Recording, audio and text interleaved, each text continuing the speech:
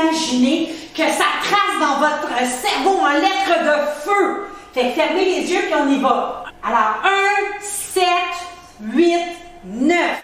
Vous avez entendu parler de la mode où il y a des visuels, des auditifs, des kinesthésiques?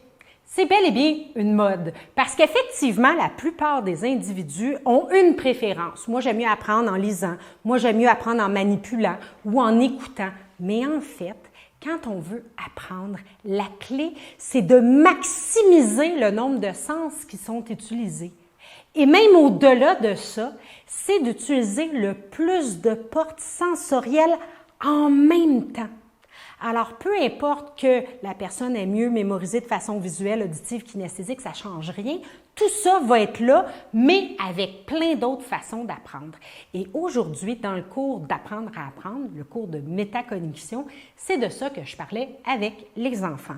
Parce que pour moi, c'est hyper important qu'ils comprennent comment ils apprennent, comment leur cerveau fonctionne et comment faire surtout pour apprendre bien plus vite, histoire d'avoir plus de temps pour jouer.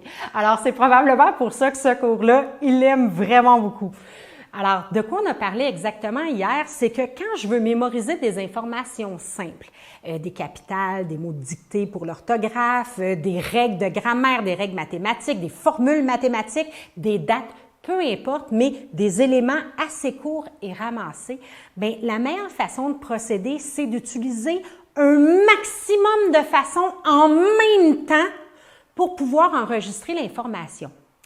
Parce que, en fait, dans le cerveau, il y a plein de zones cérébrales et chaque zone a sa spécialité. Quand je veux apprendre, plus mon information va être dans de nombreuses zones cérébrales en même temps, plus je vais apprendre de façon efficace. Alors, pour maximiser l'efficacité, je tiens à ce que les enfants utilisent le plus de portes en même temps. Et c'est ça que je leur expliquais. On veut voir le mot. Fermer les yeux, le visualiser dans la tête.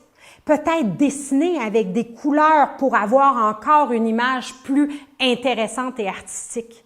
Je veux qu'ils l'entendent avec leurs oreilles, qu'ils prononcent, qu'ils verbalisent avec leur bouche, qu'ils manipulent, qu'ils fassent des gestes, qu'ils le tracent dans les airs, qu'ils mettent de l'émotion, mais pas une ou l'autre de ces choses-là, tout en même temps.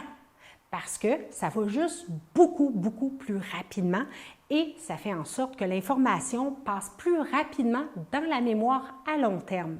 Parce qu'on sait que le deuxième pilier de l'apprentissage, bien, c'est l'engagement. L'engagement du corps et l'engagement du cerveau.